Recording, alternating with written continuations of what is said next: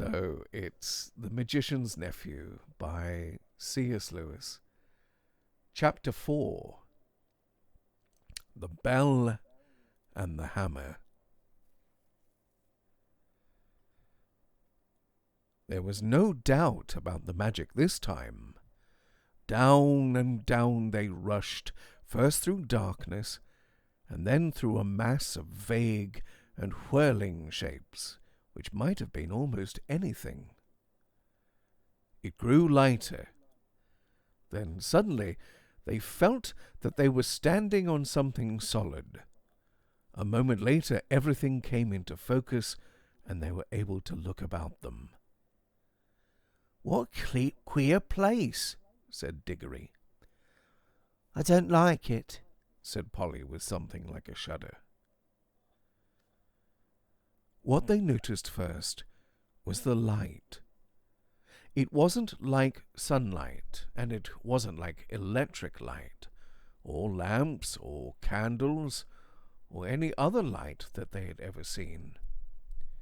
It was a dull, rather red light, not at all cheerful. It was steady and did not flicker. They were standing on a flat, paved surface, and buildings rose all around them. There was no roof overhead. They were in a sort of courtyard.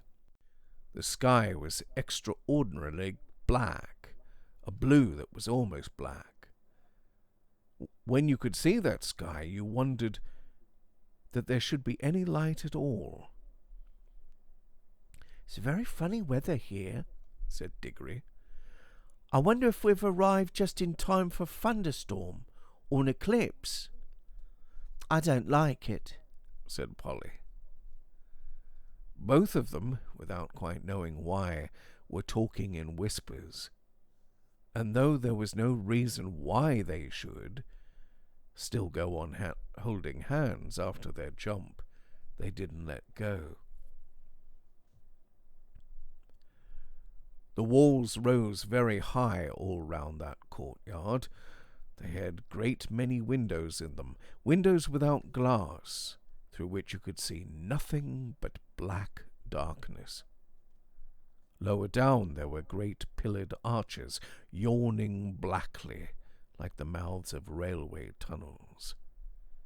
It was rather cold. The stone of which everything was built seemed to be red, but that might only be because of the curious light. It was obviously very old.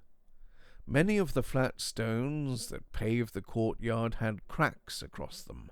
None of them fitted closely together, and the sharp corners were all worn off. One of the arched doorways was half filled up with rubble.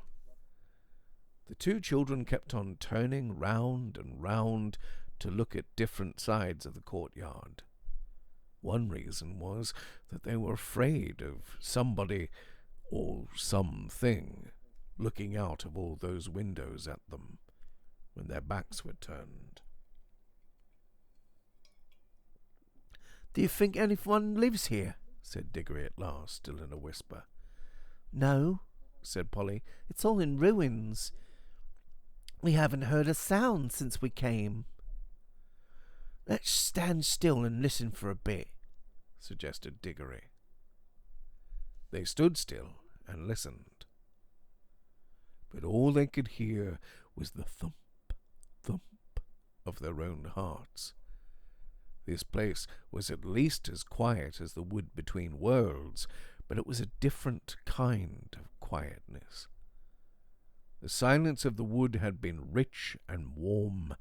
You could almost hear the trees growing, and full of life. This was a dead, cold, empty silence. You couldn't imagine anything growing in it. "Let's go home," said Polly. "But we haven't seen anything yet," said Diggory. "Now we're here, we simply must have a look round." "I'm sure there's nothing at all interesting here." There's not much point in finding a magic ring that lets you into other worlds if you're afraid to look at them when you get there. Who's talking about being afraid? said Polly, letting go of his hand. I only thought you didn't seem very keen on exploring this place. I'll go anywhere you go.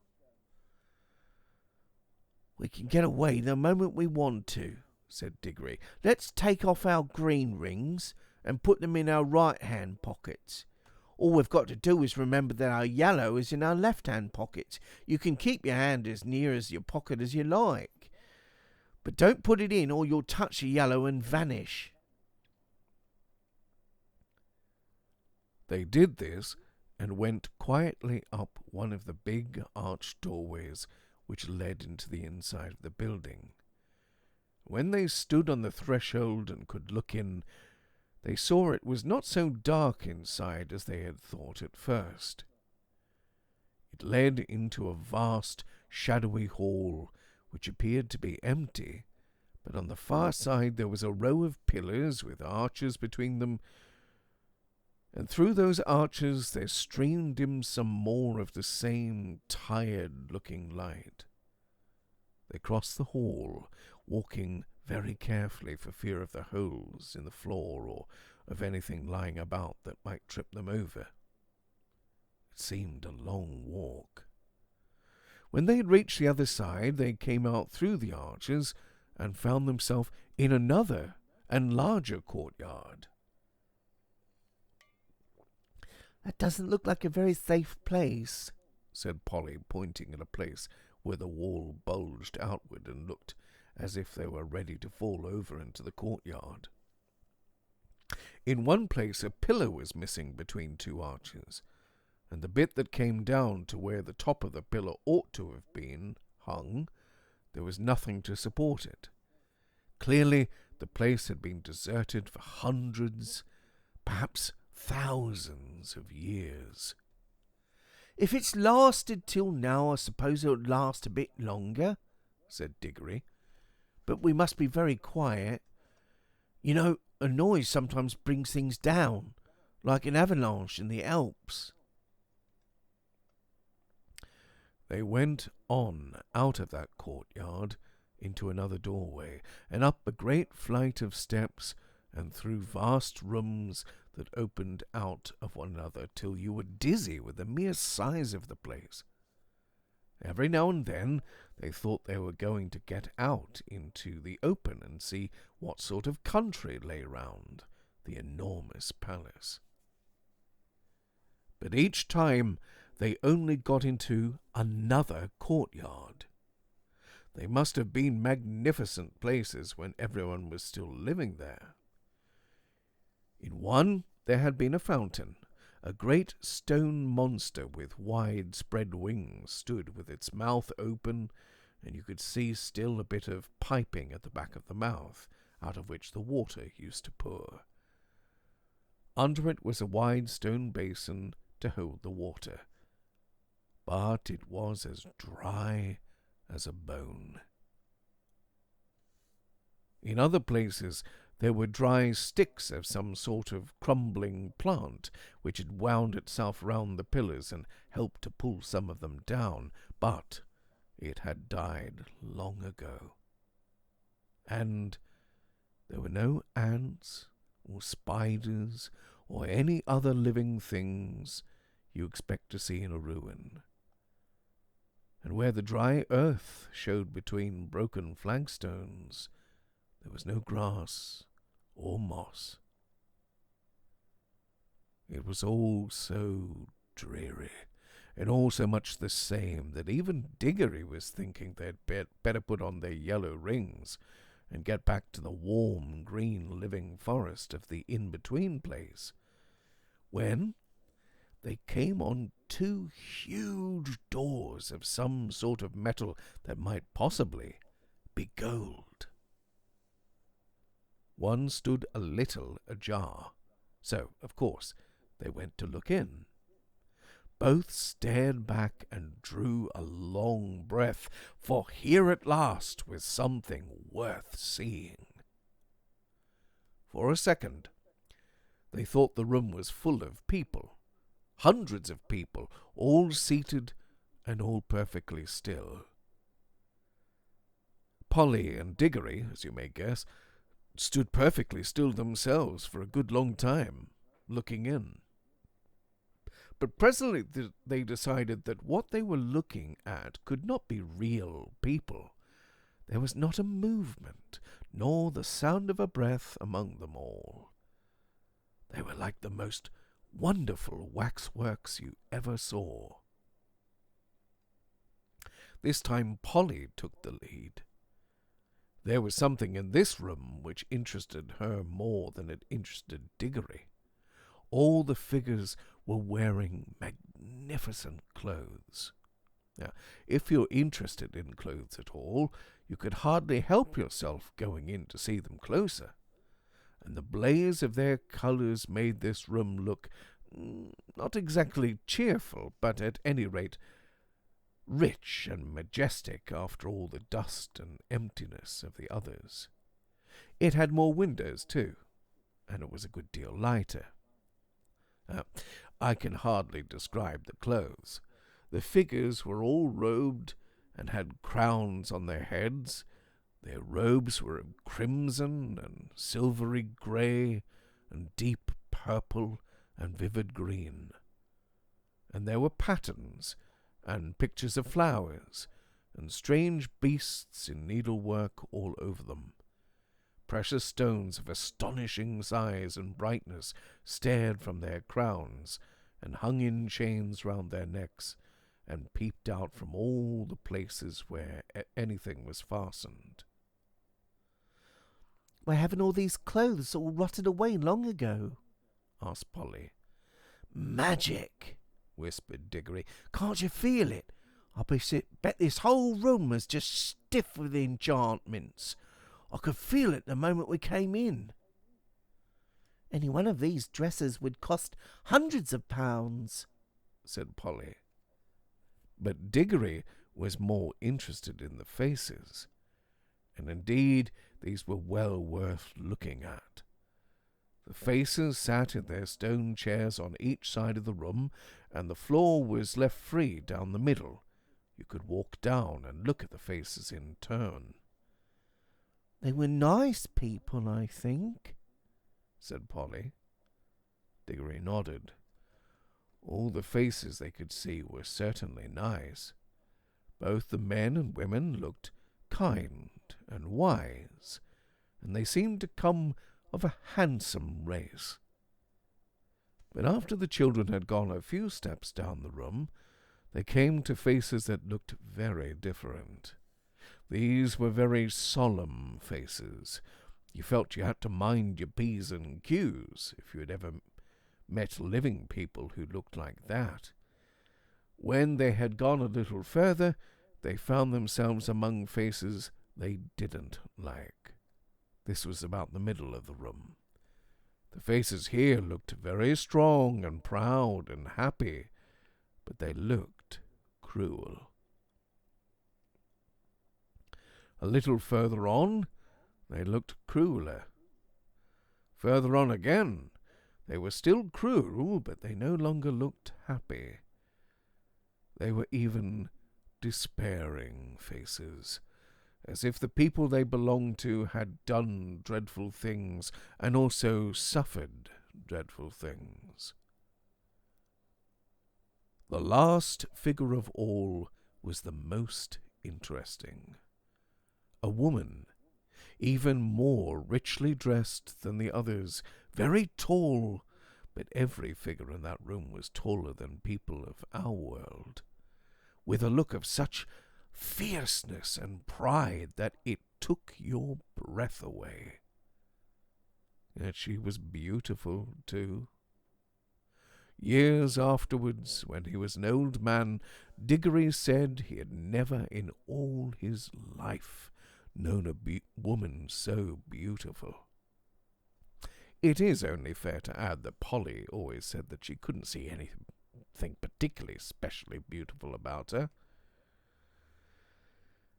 This woman, as I said, was the last, but there were plenty of empty chairs beyond her, as if the room had been intended for a much larger collection of images.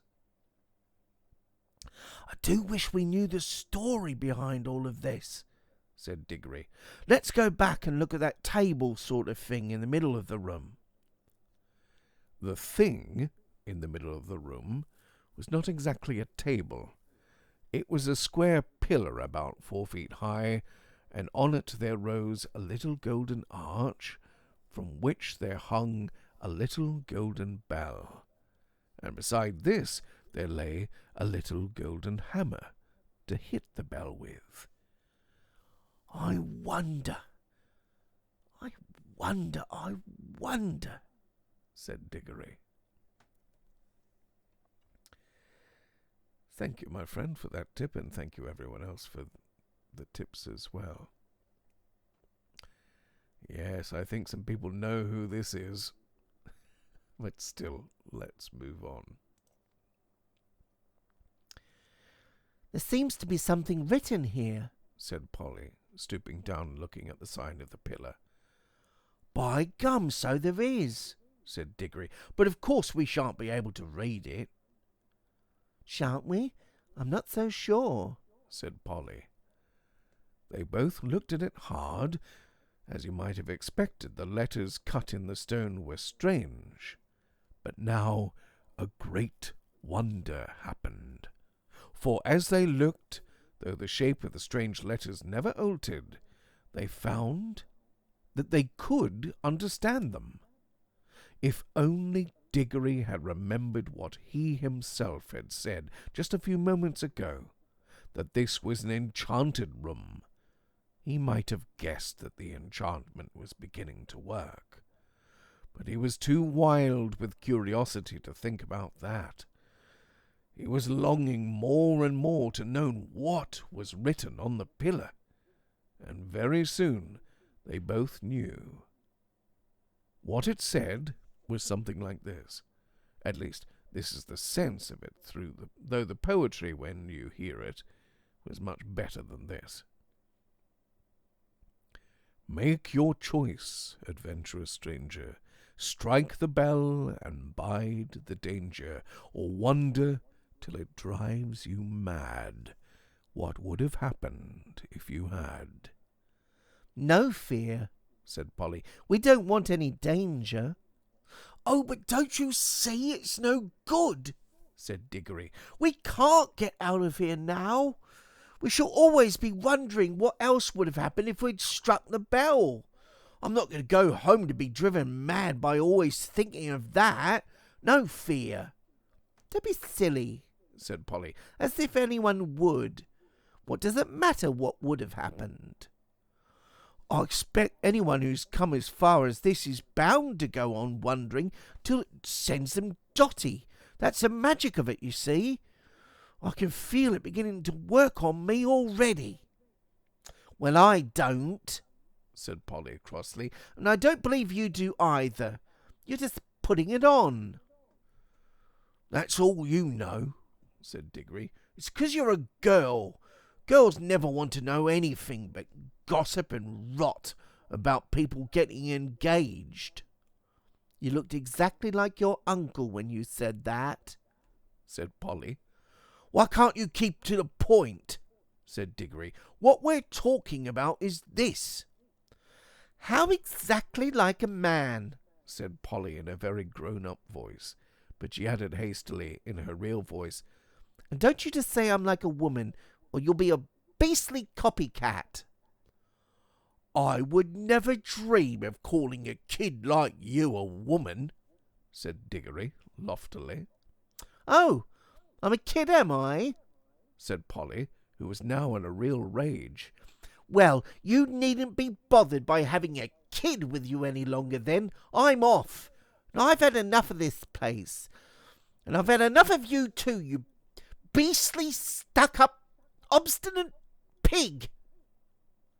None of that, said Diggory in a voice even nastier than he meant it to be, for he saw Polly's hand moving to her pocket to get hold of her yellow ring. I can't excuse what he did next, except by saying that he was very sorry for it afterward, and so were a good many other people. Before Polly's hand reached her pocket, she grabbed her wrist, leaned across her with his back against her chest, then keeping her other arm out of the way with his other elbow, he leaned forward, picked up the hammer, and struck the golden bell a light, smart tap. Oh dear, all the things that will come out of that one action. But let's go on. As soon as the bell was struck, it gave out a note, a sweet note, such as you might have expected, and not very loud. But instead of dying away again, it went on, and as it went on, it grew louder. Before a minute had passed, it was twice as loud as it had been to begin with. It was soon so loud that if the children had tried to speak, but they weren't thinking of speaking now, they were just standing with their mouths open, they would have not heard one another. Very soon it was so loud that they could not have heard one another even by shouting, and still it grew. All on one note, a continuous sweet sound, though the sweetness had something horrible about it, till all the air in that great room was throbbing with it, and they could feel the stone floor trembling under their feet. Then at last it began to be mixed with another sound, a vague, disastrous noise which sounded first like the roar of a distant train, and then like the crash of a falling tree. They heard something like a great weight falling, and finally, with a sudden rush and thunder and a shake that nearly flung them off their feet, about a quarter of the roof at one end of the room fell in. Great blocks of masonry fell all round them. The walls rocked. The noise of the bell stopped. The clouds of dust cleared away, and everything became quiet again. It was never found out whether the fall of the roof was due to magic, or whether that unbearably loud sound came from just the bell, and just happened to strike the right note, which was more than those crumbling walls could stand. "There, I hope you're satisfied now," panted Polly. "Well, it's all over anyway," said Diggory. And both thought it was, but they had never been more mistaken in their lives.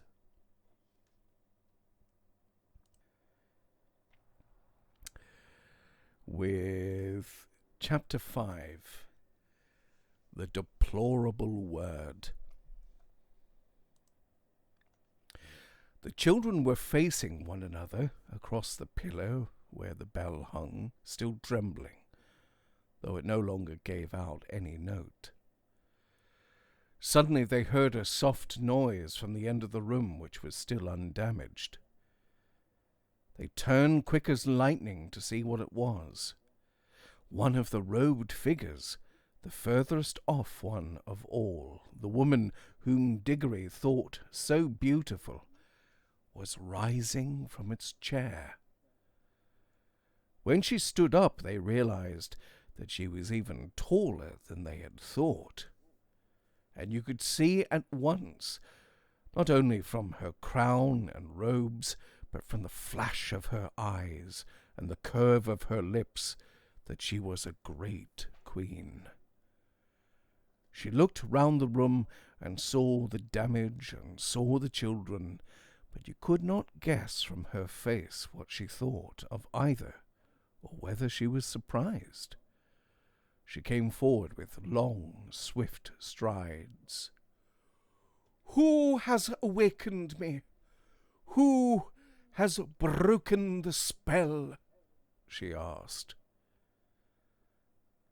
I think it must have been me, said Diggory. You?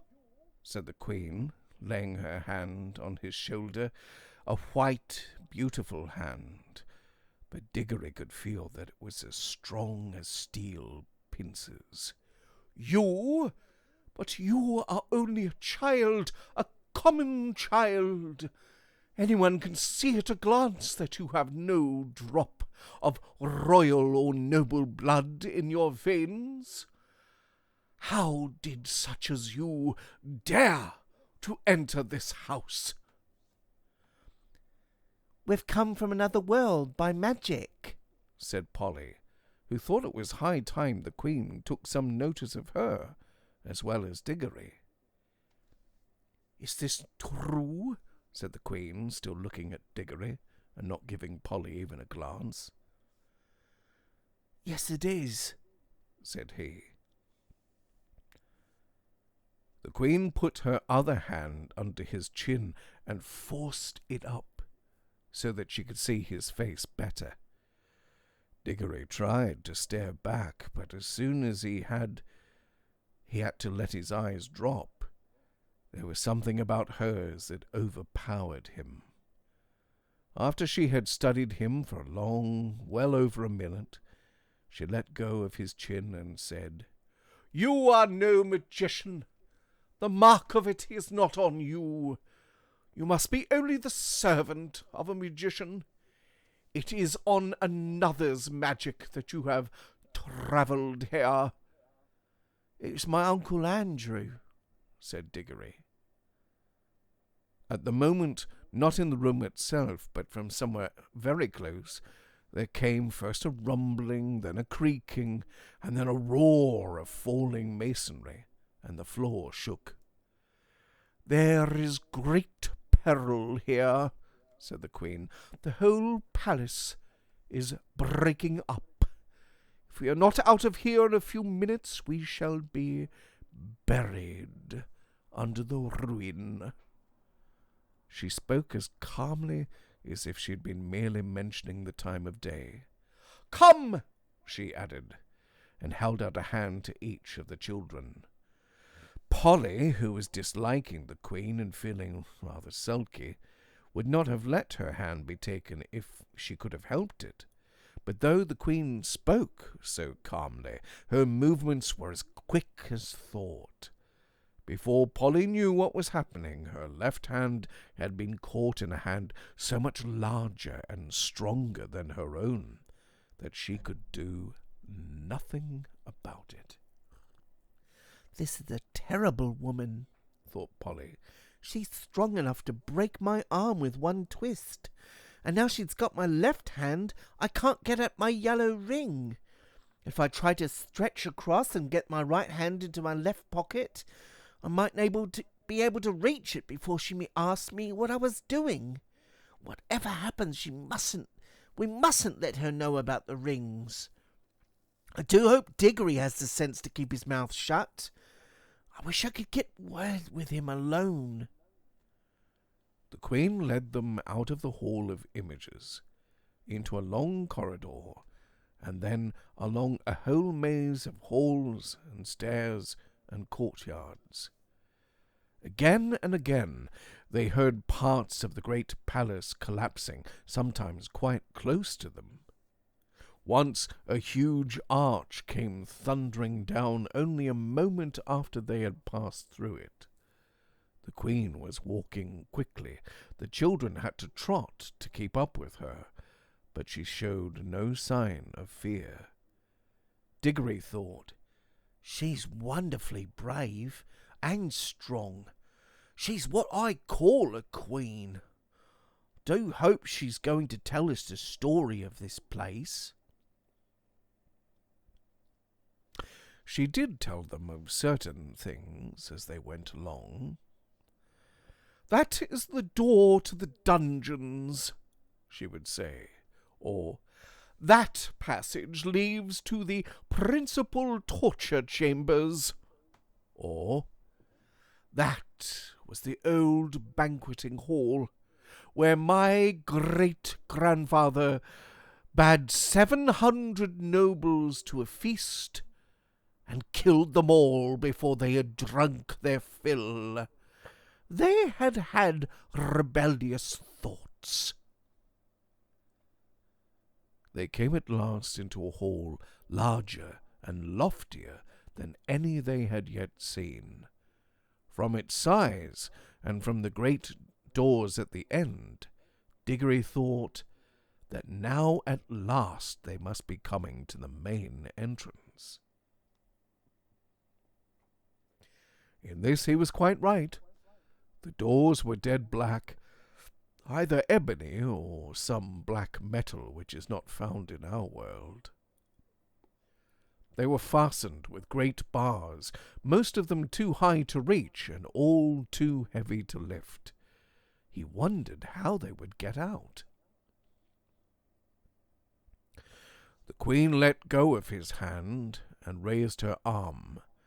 She drew herself up to her full height and stood rigid. Then she said something which they couldn't understand, but it sounded horrid, and made an action as if she were throwing something towards the doors, and those high and heavy doors trembled for a second as if they were made of silk, and then crumbled away till there was nothing left of them but a heap of dust on the threshold. "Phew!" whistled Diggory. "Has your master magician, your uncle, power like mine?" asked the Queen, firmly seizing Diggory's hand again. "But I shall know later. In the meantime, remember what you have seen. This is what happens to things and to people who stand in my way."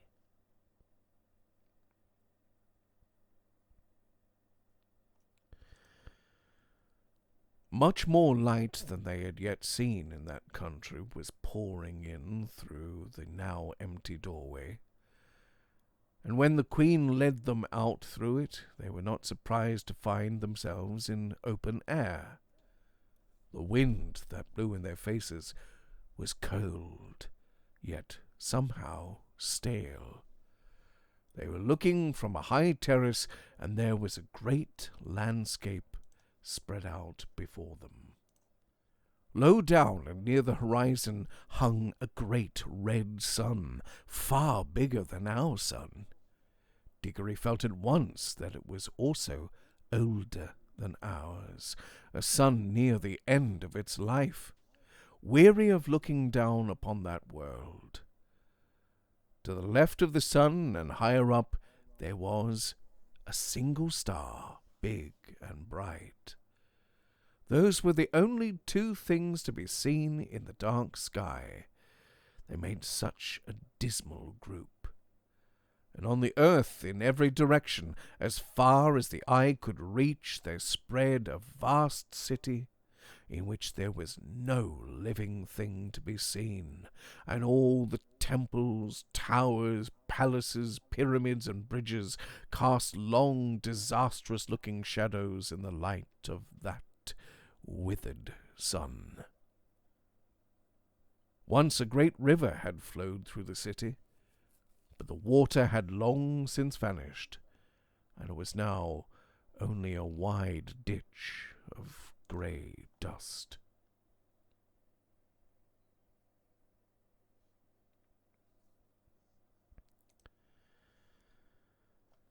"Look well on that which no eyes will ever see again," said the Queen. "Such was Charn, the great city, the city of the King of Kings, the wonder of the world, perhaps of all worlds. Does your uncle rule any city as great as this boy?" "No," said Diggory. He was going to explain that Uncle Andrew didn't rule any cities, but the Queen went on, "It is silent now. But I have stood here when the whole air was full of the noises of Charn. the tramping of feet, the creaking of wheels, the cracking of whips, and the groaning of slaves, the thunder of chariots, and the sacrificial drums beating in the temples. I have stood here, but that was near the end, when the roar of battle went up from every street, and the river of Charn ran red. She paused and added, all in one moment, one woman blotted out forever. "Who?" said Diggory in a faint voice, but he had already guessed the answer. "I," said the Queen, "I, Jadis the last Queen, but Queen of the world." The two children stood silent, shivering in the cold wind. "It was my sister's fault," said the Queen. "She drove me to it. May the curse of all the powers rest on her forever. At any moment I was ready to make peace, yes, and to spare her life too, if only she would yield me the throne. But she did not. Her pride was destroyed, and it destroyed the whole world. Even after the war had begun, there was a solemn promise that neither side would use magic. But when she broke her promise, what could I do? Fool! As if she did not know I had more magic than she. She even knew that I had the secret of the deplorable word. Did she think, she was always a weakling, that I would not use it?" "What was it?" said Diggory. "That was the secret of secrets," said the Queen Jadis. "It has long been known to the great kings of our race that there was a word which, if spoken with the proper ceremonies, would destroy all living things, except the one who spoke it. But the ancient kings were weak and soft-hearted, and bound themselves and all who should come after them with great oaths never even to seek after the knowledge of that word. But I learned it in a secret place and paid a terrible price to learn it. I did not use it until she forced me to it. I fought to overcome her by every other means. I poured out the blood of my armies like water." "Beast," muttered Polly. "The last great battle," said the Queen, "raged for 3 days, here in Charn itself. For 3 days I looked down upon it from this very spot. I did not use my power till the last of my soldiers had fallen, and the accursed woman, my sister, at the head of her rebels, was halfway up those great stairs that lead up from the city to the terrace. Then I waited till we were so close that we could see one another's faces. She flashed her horrible, wicked eyes upon me, and she said, 'Victory.' 'Yes,' said I, 'victory, but not yours.' Then I spoke the deplorable word. A moment later, I was the only living thing beneath the sun." "But the people," gasped Diggory. "What people, boy?" asked the Queen. "All the ordinary people," said Polly, "who'd never done any harm, and the women and the children and the animals." "Don't you understand?" said the Queen, still speaking to Diggory. "I was the Queen. They were all my people. What else were they there for but to do my will? It's rather hard luck on them all the same, said he. I had forgotten that you were only a common boy. How could you understand the reasons of state? You must learn, child, that what would be wrong for you or for any of the common people is not wrong to a great queen such as I. The weight of the world is on our shoulders. We must be freed from all rules. Ours is a high and lonely destiny. Diggory suddenly remembered that Uncle Andrew had used exactly the same words, but they didn't sound as good with Uncle Andrew and sounded much grander when Queen Jadis said them, perhaps because Uncle Andrew had not been 7 feet tall and dazzlingly beautiful. And what did you do then? Said Diggory. I had already cast strong spells on the hall where the images of my ancestors sit, and the force of those spells was that I should sleep among them like an image myself, and need neither food nor fire, though it were 1,000 years, till one came and struck the bell and awoke me. Was it the deplorable word that made the sun like that? Asked Diggory. Like what? Said Jadis. So big, so red, and so cold. It has always been so, said Jadis, at least for hundreds of thousands of years. Have you a different sort of sun in your world? Yeah, it's smaller and yellower, and it gives a good deal more heat. The Queen gave a long-drawn "Ah!" and Diggory saw on her face that same hungry and greedy look which he had lately seen on Uncle Andrew's. So, she said, yours is a younger world. She paused for a moment to look once more at the deserted city, and if she was sorry for all the evil that she had done there, she certainly didn't show it. And then she said, Now, let us be going. It is cold here at the end of the ages. Going where? Asked both the children. Where? Repeated Jadis in surprise.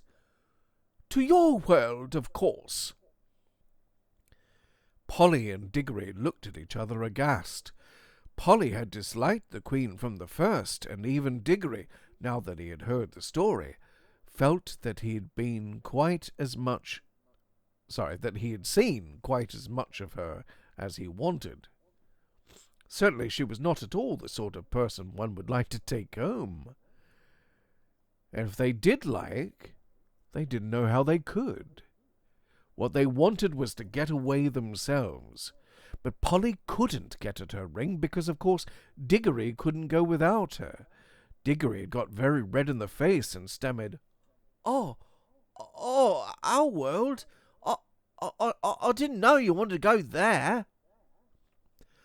What else were you sent here for, if not to fetch me? Asked Jadis. Oh, I'm sure you wouldn't like our world at all, said Diggory. It's not her sort of place, is it, Polly? It's very dull, not worth seeing, really. It will soon be worth seeing when I rule it, answered the Queen. Oh, but you can't, said Diggory. It's not like that. They wouldn't let you, you know. The Queen gave a contemptuous smile. Many great kings, she said, thought they could stand against the house of Chan, but they all fell, and their very names are forgotten. Foolish boy, do you think that I, with my beauty and my magic, will not have your whole world at my feet before a year has passed? prepare your incantations, and take me there at once." "This is perfectly frightful," said Diggory to Polly. "Perhaps you fear for this uncle of yours," said Jadis. "But if he honours me duly, he shall keep his life and his throne. I'm not coming to fight against him. He must be a very great magician if he has found how to send you here. Is he king of your whole world, or only of a part?" He isn't king of anywhere," said Diggory. "You are lying," said the Queen. "Does not magic always go with royal blood? Who ever heard of common people being magicians? I can see the truth whether you speak it or not. Your uncle is the great king and the great enchanter of your world, and by his art he has seen the shadow of my face in some magic mirror or some enchanted pool, and for the love of my beauty he has made a potent spell which shook your world to its foundations, and sent you across the vast gulf between worlds to ask my favour and to bring me to him. Answer me, is that not how it was?" "Well, not exactly," said Diggory. "Not exactly?" shouted Polly. "Why, it's absolute bosh from beginning to end." "Minions!" cried the Queen, turning in rage upon Polly and seizing her hair at the very top of the head where it hurts most. But in doing so, she let go of both the children's hands. "Now!" shouted Diggory, and "Quick!" shouted Polly. They plunged their left hands into their pockets.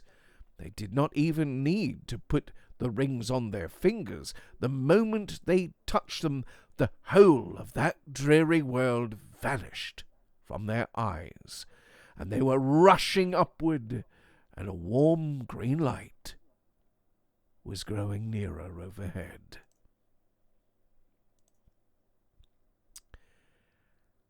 And there we end chapter 5. So I hope that you can make it next week after the cheer. Let's await the cheer. Thank you.